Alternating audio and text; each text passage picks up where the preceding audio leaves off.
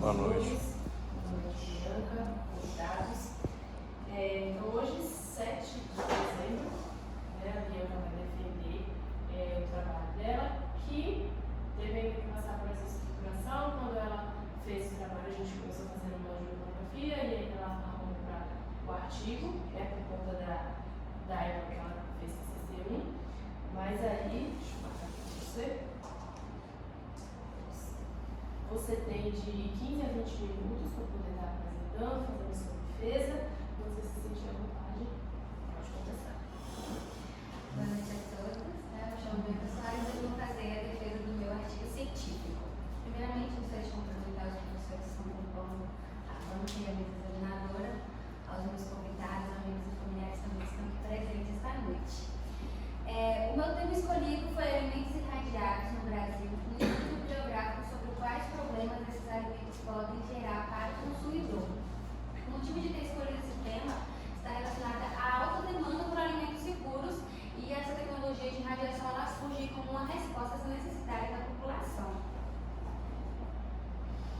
Bom, a pesquisa está estruturada da seguinte forma: introdução, problemática e problema, objetivos gerais e específicos, justificativa, metodologia, revisão de literatura, conclusão e referências. Bom, a gente sabe que o crescimento populacional ele está mais acelerado do que a disponibilidade de alimentos no país. Com isso, essa tecnologia de radiação ela tem sido uma pesquisa muito importante para os cientistas. Assim, o método de radiar alimentos ele vem se destacando por ser uma técnica multifuncional e eficiente, utilizando fontes ionizantes para controlar a proliferação de micróbios e também capaz de aumentar a vida útil dos alimentos expostos. Um método polemizado, mas com grande possibilidade de contribuição no âmbito de segurança alimentar. Dessa maneira, a vigente produção tem por escopo estudar em processo de clareza efeitos negativos e positivos do uso do método de radiação, principalmente relacionado à saúde dos consumidores finais. Bom, de início nessa pesquisa, eu vi uma necessidade de novos métodos de conservação. Antigamente, por exemplo, no homem pré-histórico, ele utilizava o fogo para defumar e conservar os seus alimentos, um método que a gente é utilizado até hoje, como a defumação. Mas, com o passar do tempo, tem uma necessidade de evolução. E o estudo dessa técnica ela vem se destacando muito pelos seus resultados positivos que a gente vai ver no decorrer do trabalho. A problemática é a seguinte: o assunto irradiação em produtos alimentícios ele gera certa desconfiança na maioria das pessoas, pois há um receio que esses alimentos se tornem radioativos. E assim surge o seguinte problema da pesquisa: quais os possíveis riscos acerca da saúde do consumidor podem ser conferidos nos alimentos que passam por essa tecnologia? Bom, como objetivo geral, a gente vai analisar os procedimentos utilizados nos alimentos irradiados se podem causar algum impacto negativo à saúde do indivíduo.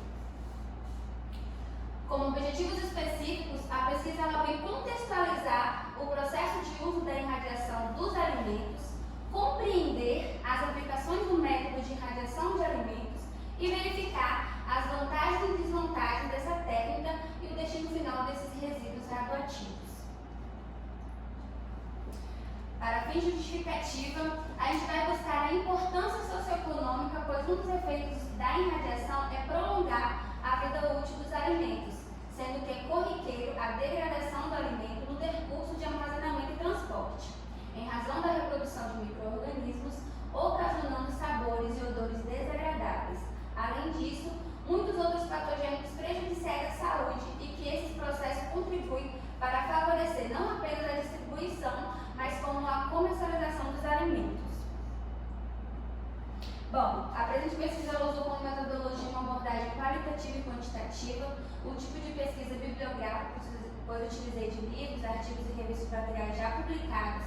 O local de estudo foi de contexto nacional brasileira e a técnicas e procedimentos de pesquisas bibliográficas. A revisão de literatura foi distribuída em seguintes tópicos: irradiação de alimentos, como funciona a irradiação de alimentos, a aceitação do público e as principais vantagens e desvantagens do uso da irradiação.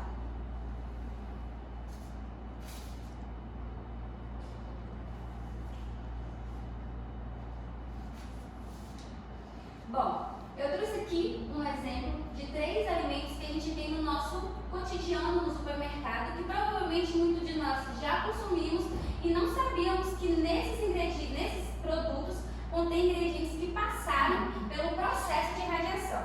Esses produtos que eu trago mostrando hoje, eles não são completamente irradiados, mas em sua composição, no verso deles, a gente vai identificar alguns condimentos que foram passados pelos processos de irradiação. E esse tipo de informação tem que ser bem clara para que o consumidor tenha a consciência de que ele está consumindo um alimento irradiado.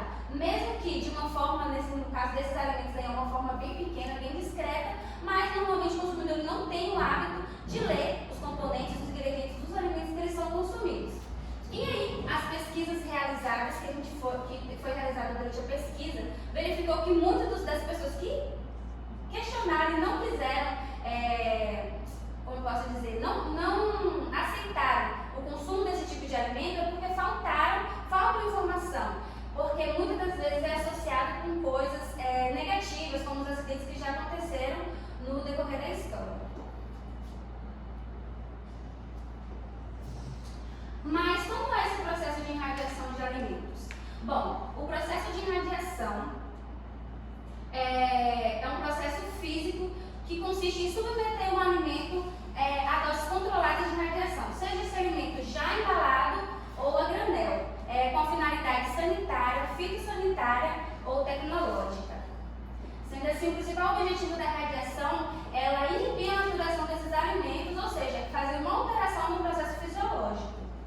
Os tipos de radiação que são usados normalmente são o cobalto 60 e o césio-137. Além disso, os tipos de radiação que são utilizados também são os feixes de raio-x, raio gama e os elétrons acelerados.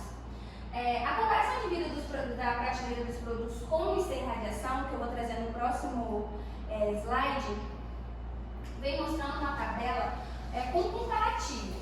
Nessa tabela a gente vai ver alguns produtos listados e qual é a vida útil desse alimento sem a radiação e com a radiação.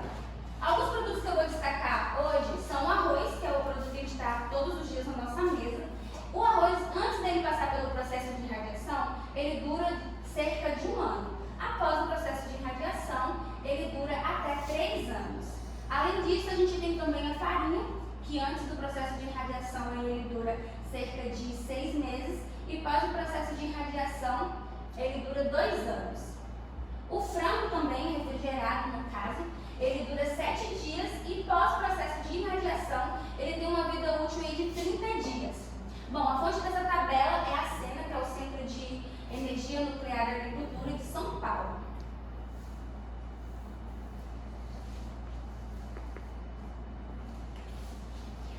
Como funciona a irradiação dos alimentos? O processo de irradiação ele é subdividido em 3 categorias.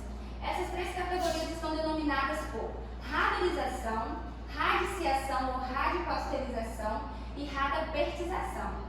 Na raduração, esses alimentos eles são submetidos a doses baixas de radiação, cerca de 1 quilogray. Quilogray é como a gente denomina a quantificação de radiação. Então, na raduração ali, é uma dose bem baixa, até 1 quilogray. E nessa categoria é utilizada grãos, tubérculos, que é nessa categoria de radarização que inibe o brotamento de tubérculos de grãos. Já na radiciação, ou radiopasteurização, que é bem similar com a técnica de pasteurização, ela é submetida a doses intermediárias de radiação, entre 1 a 10 kg. Nessa segunda categoria, é muito utilizada em carnes, peixes, alimentos frescos. Principalmente a carne, essa técnica se destaca, e nessa parte da radiação os pesquisadores focam muito, é que quando a carne é submetida ao processo de radiação, ela não perde a sua estrutura normal, ela não fica cozida, por exemplo, se passa pelo processo de cozimento ou se passa pelo processo de refrigeração, ela perde a sua estrutura natural, que é a carne fresca. Já no processo de irradiação, ela não perde a sua estrutura normal, ela continua como uma carne fresca. Já na radapertização, é quando são doses muito elevadas, igual ou superior a 10 kg. Nessa técnica aqui, ela acaba eliminando todos os micro-organismos vivos e deixando o alimento praticamente como uma técnica de esterilização. Quando esse alimento é passado acima de 50 kg, esse alimento ele praticamente perde todos os micro-organismos vivos, insetos, bactérias, fazendo que ele seja muito utilizado em grãos e condimentos.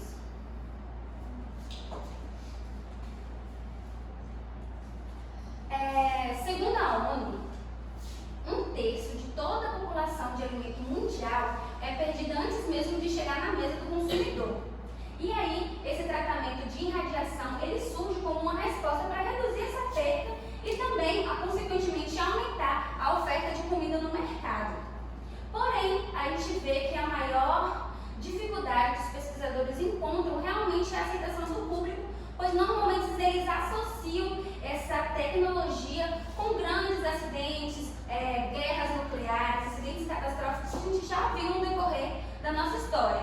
Como uma das principais fontes de irradiação da nossa pesquisa é o Césio-137, muitos pesquisadores notaram que os consumidores, o público-alvo, eles associaram que alimentos irradiados são basicamente o que aconteceu em Goiânia com o Césio-137.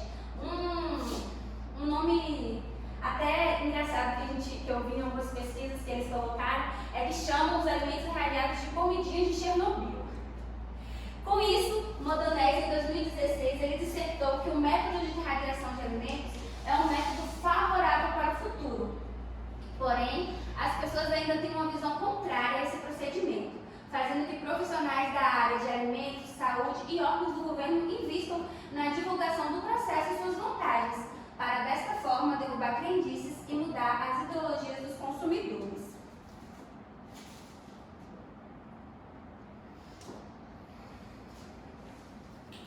Quais as principais vantagens e desvantagens do uso da irradiação?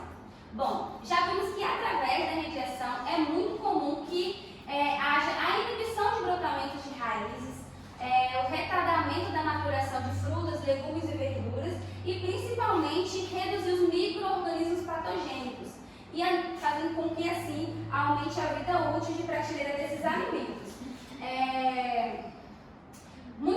Muitos pesquisadores notaram também que quando esses alimentos passam por esse processo de irradiação, nesse momento que ele inibe o brotamento, muitas frutas e verduras, como eu falei na pesquisa da ONU, fez esse adendo de que 1/3 de toda a produção de alimento é perdida, por exemplo, quem já viu os cereais, ou até mesmo nos supermercados, em casa mesmo a gente compra uma fruta e ela acaba se perdendo. Quando ele passa por esse processo de inibir o brotamento de raízes, que é lá na radiciação, ele não brota, o que tem a dose menor de radiação, de energia naquele produto e que ele dura mais tempo, principalmente para frutas e verduras frescas.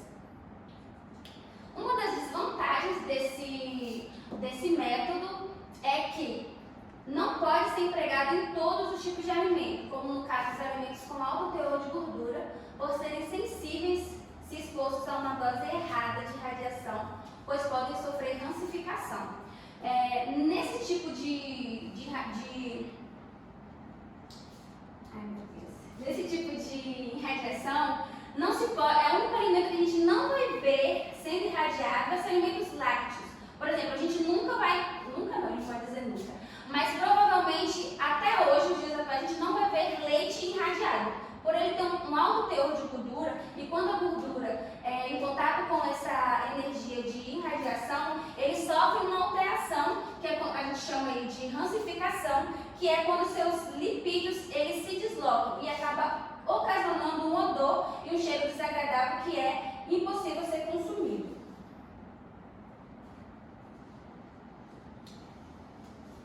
Portanto, pode haver irradiação sem existir contaminação, ou seja, sem um contato direto entre a fonte radioativa e o produto irradiado. Um exemplo muito que eu trouxe na prática para a gente hoje é um paciente quando ele vai fazer um raio-x. Ele chega na sala, ele está sendo ali irradiado, mas ele vai sair da sala não radioativo. Nas pesquisas apontam que muitas pessoas não sabem diferenciar o que é um alimento irradiado do que é um alimento radioativo. E quando a gente vai fazer nossos exames normais na área da saúde, a gente está ali tendo contato com aquele objeto, com aquela energia